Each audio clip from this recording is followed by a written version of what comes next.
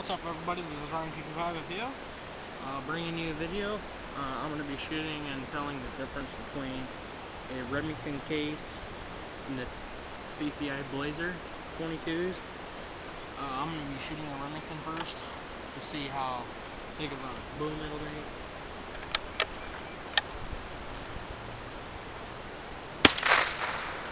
It's not very loud though. But once you get, this is the CCI Blazer.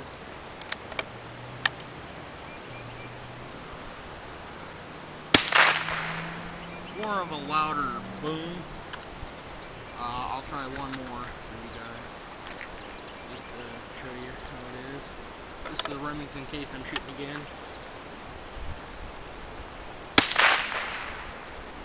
You know, their powder fluctuates so much that, you know, it could be the same as the CCI Blazer or a 22 Thunderbolt.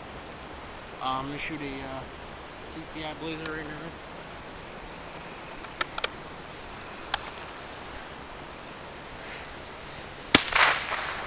You know, it's about the same sound you're going to get, but the 22 Remington Thunderbolts are 1,255 foot per second, and CCIs are, it's the same 40 grain bullet round nose, but one's just got a little bit touch more powder.